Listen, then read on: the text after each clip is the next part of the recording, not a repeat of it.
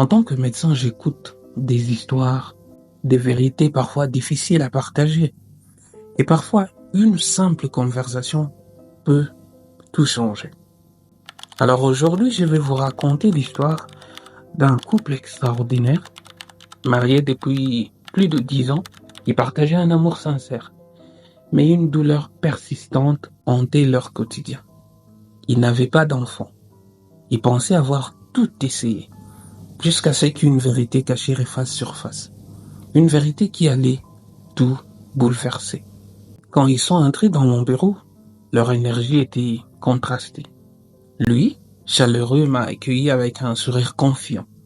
Elle, plus réservée, semblait porter un poids invisible, avec un regard empreint de tristesse. Ils m'ont raconté leur parcours. 10 ans de mariage, des tentatives infructueuses, d'examens coûteux et des prières restées sans réponse. À chaque étape, les résultats médicaux étaient normaux ou presque. Pourtant, ils étaient face à une impasse. En médecine, on apprend que les réponses se cachent parfois dans les détails, dans ce qui n'est pas dit. Alors, après avoir écouté leurs récits et parcouru leur dossier, je leur ai posé cette question essentielle. Y a-t-il quelque chose que vous n'avez jamais partagé? Un détail même infime qui pourrait être important? Et un silence profond s'installe. Elle a baissé les yeux, tandis que son mari l'a regardé, intrigué.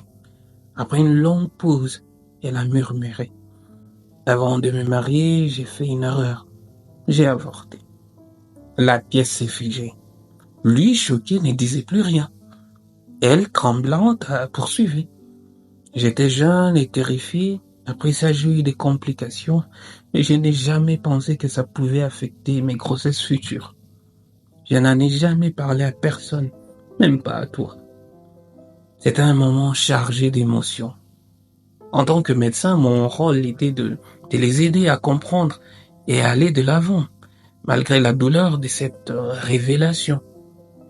Alors, je leur ai expliqué calmement que dans certains cas, après un avortement ou une complication de grossesse, le corps peut développer une sorte de mémoire immunitaire, ce qu'on appelle allo-immunisation. C'est un mécanisme où votre système immunitaire considère les futurs fœtus comme des corps étrangers et les rejette directement. Le mari semblait perdu, alors j'ai simplifié les choses. C'est comme si son corps, par erreur, par peur, s'est protégé de quelque chose qui n'est plus une menace. Mais bonne nouvelle, ce n'est pas irréversible. Je leur ai parlé des solutions, des injections d'immunoglobuline pendant la grossesse, un suivi médical étroit et des traitements spécifiques. Cela demande du temps et de la patience, mais il y a de l'espoir. Les silences qui avaient suivi n'étaient pas le même. Cette fois, il y avait une lumière dans leur regard. Le mari a pris la main de sa femme et lui a dit doucement « Merci de m'avoir dit la vérité. Je comprends pourquoi c'était difficile, mais je suis avec toi et on va surmonter ça ensemble. » Elle a éclaté en sanglots, mais cette fois c'était des larmes de soulagement. Ce moment m'a rappelé pourquoi je suis médecin. Il ne s'agit pas seulement de diagnostiquer, de traiter, mais aussi d'écouter, de comprendre et d'aider à guérir le cœur autant que le corps. Ils sont répartis avec un plan concret, mais surtout avec une nouvelle force dans leur relation. Ils étaient prêts à affronter ces défis ensemble. Et cette histoire me rappelle que derrière chaque dossier médical, il y a des vies, des émotions et parfois des secrets lourds à porter. La vérité, aussi douloureuse soit-elle, peut être le premier pas vers la guérison.